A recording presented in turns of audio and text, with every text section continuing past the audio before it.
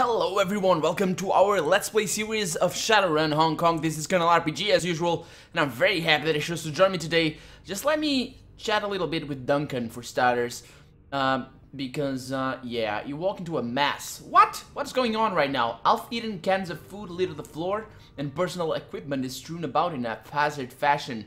Amid the mess, Wu sits in his bunk with his back against the wall. He has a PDA in his hands and is staring down at it, sullen and morose. He doesn't acknowledge your entry. Yeah, you still want me to come back later? Doesn't matter. Go, stay, whatever. Yeah, it's not dealing well with Black's... Oh, boy. Anyway, I assume that you're here to talk. Well, I just wanted to borrow your nail clipper. It's... I don't know, should we talk with him? Come on, what did you think about that last run? Wasn't on the last run, Kalim. Oh, of course. Of course you weren't. It's a good thing that you weren't. You got time to deal with your stuff. So, what are you looking at on the PDA? A video of Edward Tsang. Can I see it? Sure, why not? Wu taps a button and turns the PDA around so you can see it. The footage shows a serious Chinese man in an expensive suit sitting behind a large solid wood desk covered in blueprints. The man is holding a magnifying glass over one of the plans and studying it intently. He folds the blueprint over and checks the one beneath it. The nameplate on the desk reads Edward Tsang, Vice President of Special Projects. The video is rough and contains no sound. It may have been footage for a documentary that was never completed. The next shot is from some sort of panning meeting with a glass-enclosed conference room. The serious man is sitting at the conference table, pointing to a large map and looking up at the man standing around him. He is explaining something. They look at each other and nod, clearly impressed by what he has to say. The whiteboard at the end of the room bears the words "Groundbreaking 21st May 2022." Groundbreaking? What is that? Written in bold characters. Raymond's writing. The footage cuts to a scene of two people talking at the end of a long hallway. They don't appear to know that they are being recorded. It's the serious man listening intently to what an older woman has to say, nothing with his arms crossed and his thumbs at his lips. Is this serious man, Raymond Black? Or Edward Tsang, anyway. The woman is the same one that was in the taped video that the kindly shanked show you. Josephine Tsang. She's somewhere in her late middle age, beautiful and very clearly in charge. The two look up at the same time, see the camera, and begin waving their hands for it to be turned off. Oh, the woman appears angry but cold. The video ends and Wu puts the PDA face down on his bunk. Who is that guy? Yeah, well, Edward Tsang, Vice President of Special Projects for Tsang Medical Services? Yeah, that's what it looks like, but I still don't believe it. Maybe when we find the plastic-faced man, we'll get some more answers. Until then, it stays Raymond Black to me. Yeah, I don't know. Been thinking about the way you and Raymond used to butt heads. What about it? Well, I think that's one of the reasons you were angry with me when I left. I had a better relationship with him. You didn't have a better relationship with him. Raymond and I were tight. You just knew how to avoid conflict better than I did. That's not the same thing. You had the way of diffusing him when he started with that intense array thing that he used to do. Remember? Intense array, yeah, I haven't thought of that in a long time. I think you were the one who came up with that name. It was like the summer after we started living with him and Mrs. Melanie. Grace found out that we hadn't followed one of his rules, I don't remember which. That was a long list. Yeah, well, you'd brought some nerves. He hated crap like that. No, that wasn't it. I think he caught me smoking. Yeah, that's right. I was smoking and he was pissed and said that fat kids who smoke die faster. So just to be obstinate, I told him I liked to smoke and we got into it. Then you came in and defused the whole situation. It doesn't sound like he doesn't know how to defuse the situation. It sounds like he is kind of self-destructive. Yeah, he is self-destructive. We know that. Yeah, that's what happens. I think that's why I was so resentful when you took off, especially after Mrs. Melanie died. You were the only one who could get through to him when he became intense array. Yeah, I remember the last time was when Double Tray got taken. I didn't want to talk about that right now, Kalim. I've got enough on my mind as it is. Stuff like my father betraying my trust. Okay, I'll check back on you later. But for now, let's keep going. Let's, yeah, claim payment for our last mission. It was a cool mission, even though the game apparently says it was not, but I enjoyed that one very, very much. So, open jobs directory, claim payment for Easter tag data. Yeah, there we go. That's nice. Back, and now access the Shadowrun BBS. Claim payment data. There we go. Not a lot. That was kind of poor. Oh, it said something about Isabel. Isabel said something! I missed that! Well, you guys can pause the game and see, but I missed that. Anyway. Yeah. Oh. I don't... Yeah, okay, so I don't have any more pay data. Okay, that's cool. I don't need this. Let's read the inbox. Nothing. Okay, we're reaching the end of the game by the looks of things anyway, so it's all cool. Open the jobs directory, view all pending jobs, no pending jobs, and of course, no active jobs. Yeah, we need to go back to Chang.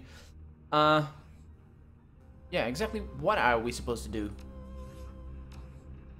What? Things didn't add up, not by a long shot. Your employee was... Yeah. Well, maybe I need to check back with Kindly Shank, but for now, let's sleep. Can I sleep? Is that a thing I can do? Hopefully it is. It is not. Okay, let's check back on the girls upstairs. See if they have anything to tell me. Both Isabel and Gobbet. Hi, Isabel. Said something over email. I didn't see it. Oh, you're in the Matrix. Hi. Oh. Yeah. Any thoughts about that last run? Nope. Sorry. Jacking into the octopus is our... Oh, yeah. That's what? If that's the way you feel. Gotta go, Isabel. See you later. Yeah, drop by anytime. I will, but apparently you don't have anything else to tell me. And what about you, Gobbet? Gobbet looks up from a hot plate at the... She's always eating. At the sound of your approach, a smile creases her face. Hey, by the way, yeah, we need to resume classes. She raises her eyebrows and gestures at the cabin around you. You know, the Defiance has really been shaping up over the past few days. With all of the work that we've been putting into her, she's starting to feel like a real home.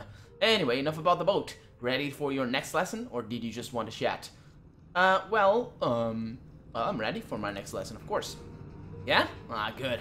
I was hoping that you'd want to keep going with this. It's good for you, and I'm kind of enjoying it too. Gobbet runs a hand through the knotted ropes of her hair, a contemplative look on her face. A moment later, she turns her attention back to you. Alright, this is gonna be another long story, so I'm thinking we should take it in chunks. If you've got any questions, you can ask them along the way, and if you need to take a break, we can come back to it. Sounds good? Okay, is this gonna take the whole episode though? Okay, sure, sounds good. Good. So, last time I told you about the event that brought an end to my illustrious career as a subcontractor. This time I'm gonna tell you about a run that I went on with my regular team. Nightchart's team, you mean? No, this was long before I hooked up with them. Ease was still learning to deck back then. She was good for her age, but she wasn't ready for prime time, and it'd be another couple of years before I'd meet Nightjar and Auntie Chang. You know, you don't know anyone from the group that I'm talking about. They're all gone now anyway. Oh, okay, so you lost 3 other teams before you hooked up with me? Yeah, I did. Thanks for rubbing it in. Oh, sorry, seriously. Don't worry about it, it's fine. When you run the shadows, losing people is an occupational hazard. As Shadowrunners, we're disposable assets. It shouldn't come as a surprise when we get used up and tossed away. Yeah, well, that's a little grim. Shadowrunners get killed all the time. There's no sense moping about it. Well, okay, so tell me about the team that you were running with. Sure. Okay, so our muscle was a Hawaiian Jew with poor impulse control. Big round guy with lumberjack arms and ringlets in his hair. He called himself Onu. I guess that he loved turtles? I don't know, street names are weird. We had a tech specialist, Agred, and she was tall, gawky, dyed her hair bone white. She had a drone named Arlo that followed her around like a lost puppy. She was kind of a jack of all trades, but she could get the job done. Fun at parties too. Our de facto team leader was a guy named Tsui. He was a wiry troll. if you can imagine that, probably about 2% body fat, all skin and bones, walked with a hunch to make himself look smaller. He was a shaman, followed rat like me. Sounds like an interesting group of people. It was. Then everyone I've worked with has been interesting in his or her own way. As a rule, shadowrunning isn't a profession that attracts boring people. True. So how did you meet this group of yours? Although through mutual friends, we actually lived together before we decided to start running as a team. There was this floating squatters commune out in the Hong Bay. It's probably still out there actually. I haven't been back in a long time, but I spent a few years living on the thing, and the rest of the team lived there with me. Squatters commute? Yep, we called it the sinking ship. The sinking ship with an SH. It was like an enormous raft, all bolted together from whole shipping containers. Wasn't the most comfortable place I've ever lived, but the price was right and the company was good. Okay, I think that I've got the grasp of the team dynamic. Keep going. Alright, moving on. Okay, so one day, Tsui brought us a job. It met a client in Victoria Harbor Bar, a rich Eastern Tiger exec. The guy wanted us to steal something from him. For him, not from him. For him. Shiny object, he said. I know, it sounds stupid, right? Nah, but that was how Johnson described it to us. The shiny object. That was what he wanted us to get. He never gave it any other name. Well, seriously? A rat shaman hired to steal a shiny object?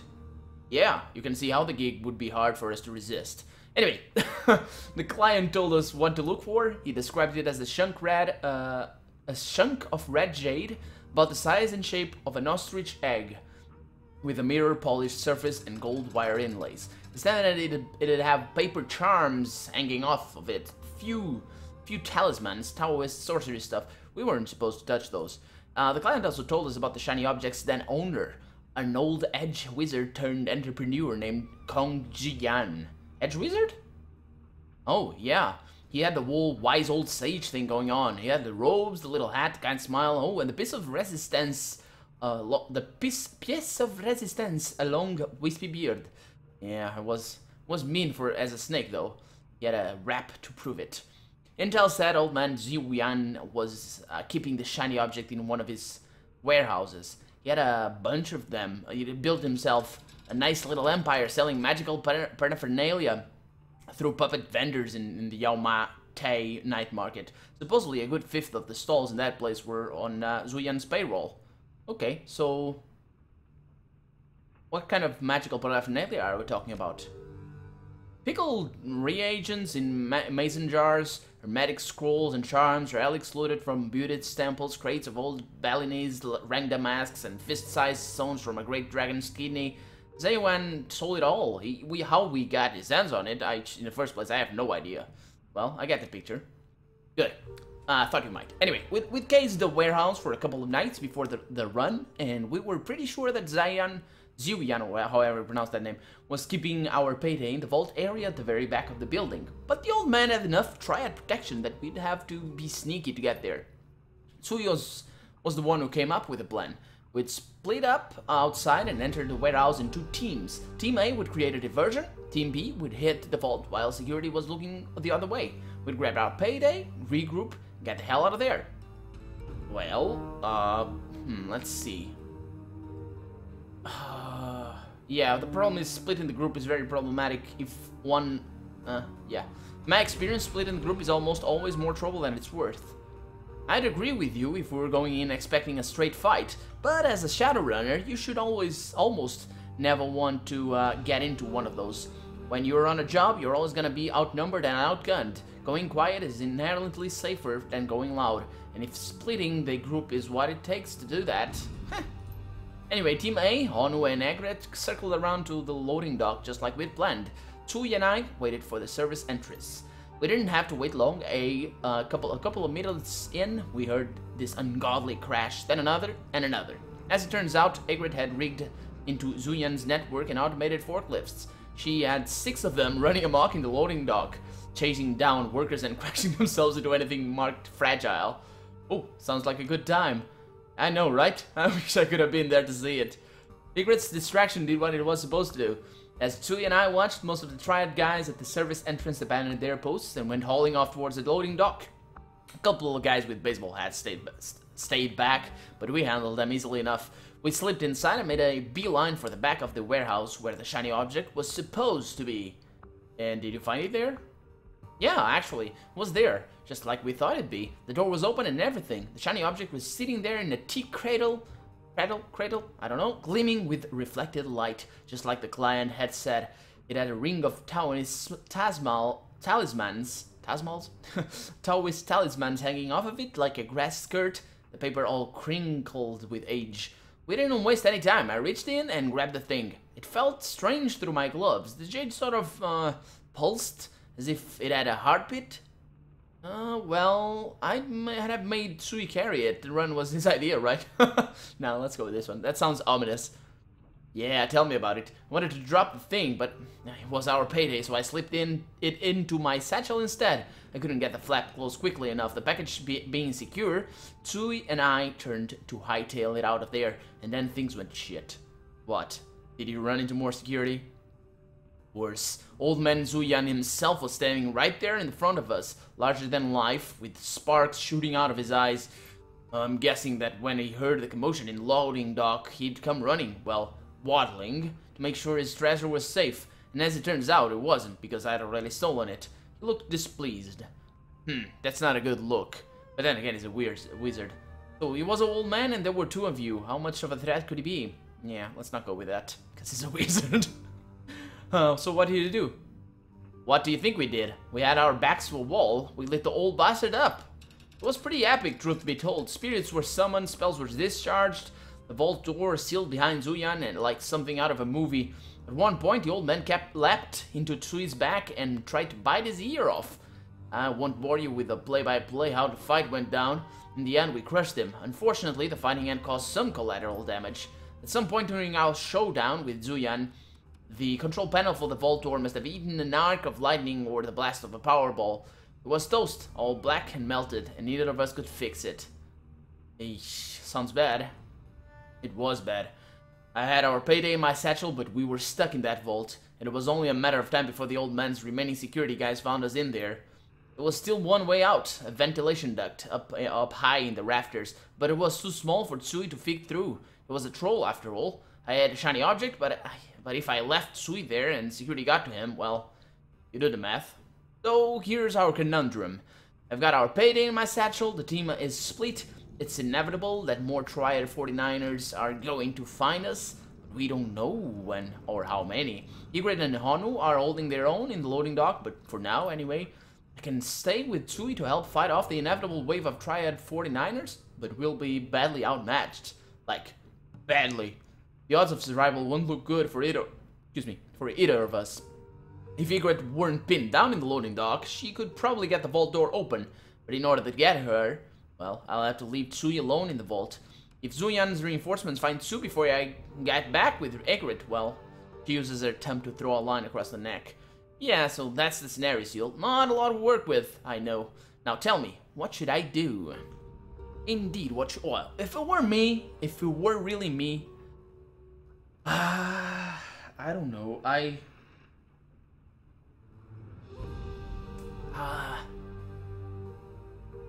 would probably leave Tsui behind. Because it's better than that one of them dies, and she can do stuff from outside. It's likelier, I think.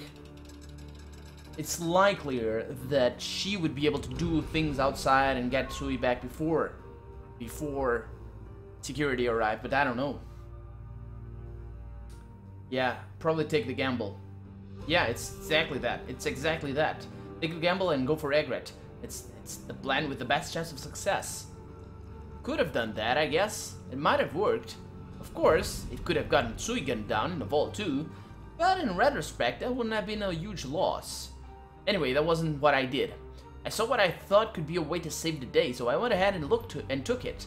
I fished the shiny object out of my bag. I still remember how the Taoist smiles that ringed the thing crinkled in my hand. I remember shrugging and saying, hell with it.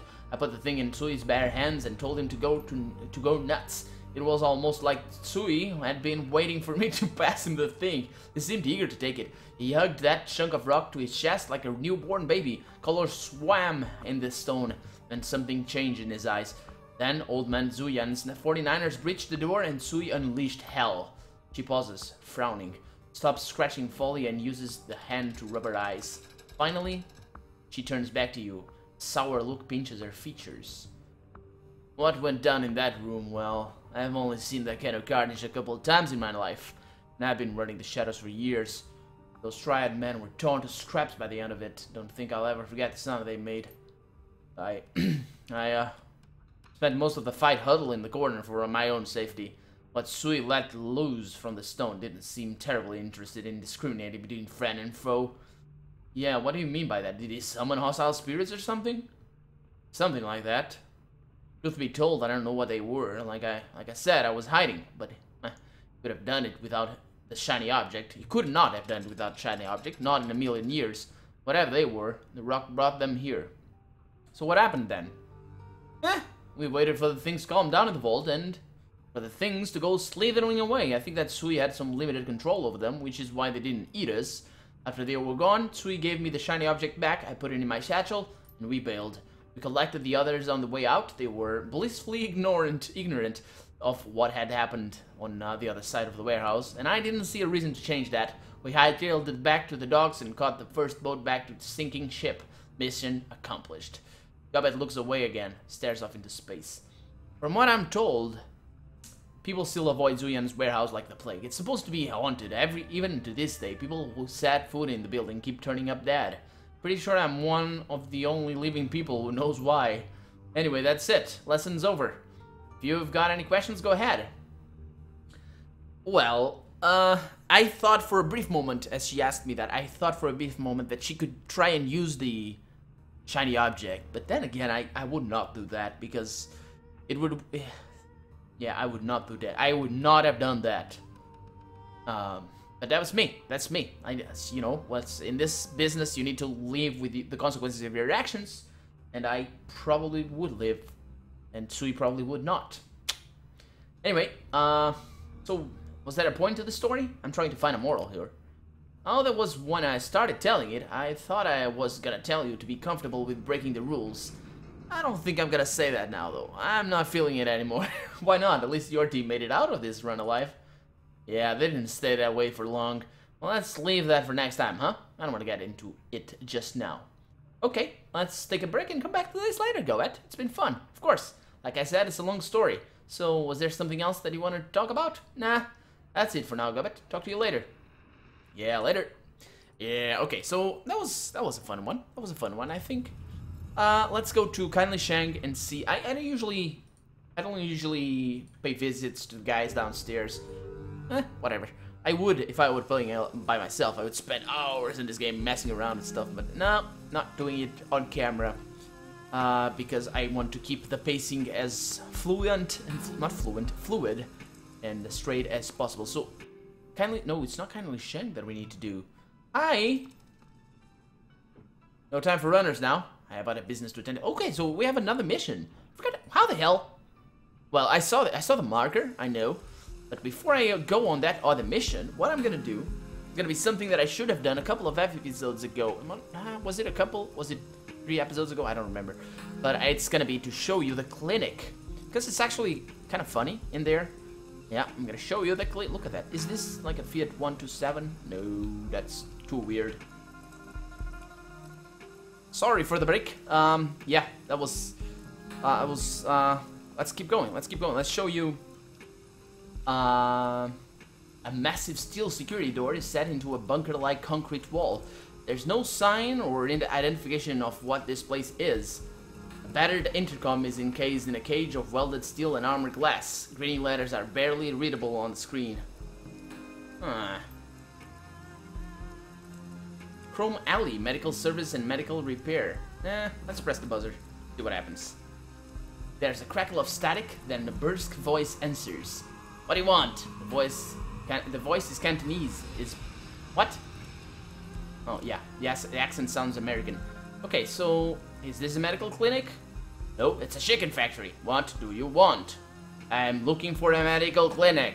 Yeah, that's me. Listen, guy, I don't know you. I don't like people I don't know. Who sent you?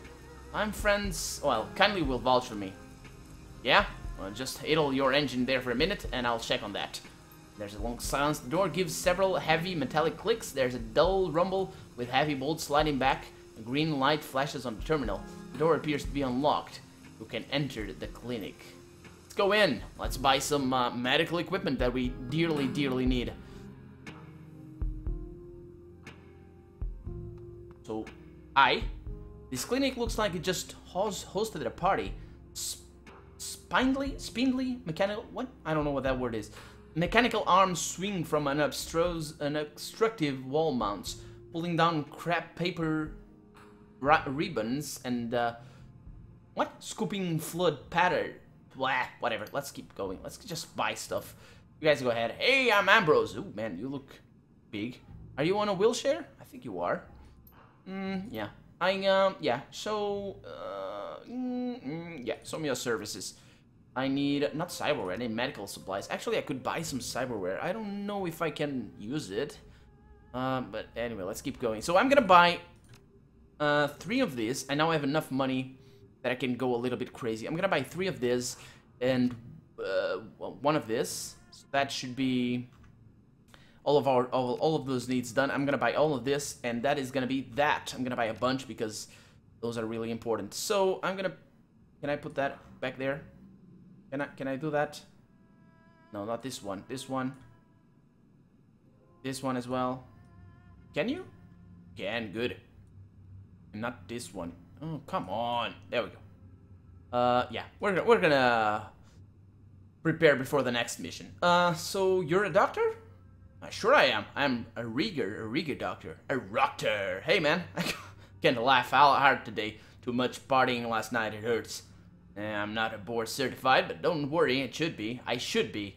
I'm full-on skilled. My work's Yellow Lotus guaranteed and precisely in accordance with World Medical Association standards.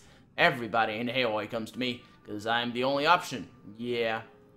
Well, sounds good to me. See you later. Yeah, right on. Let's get you tricked out, unless you just want to bullshit. Which I'm down for, too. Oh, okay. Goodbye, Ambrose. Time for me to go. Cheers, Seal. Talk to you later. Yeah, I will.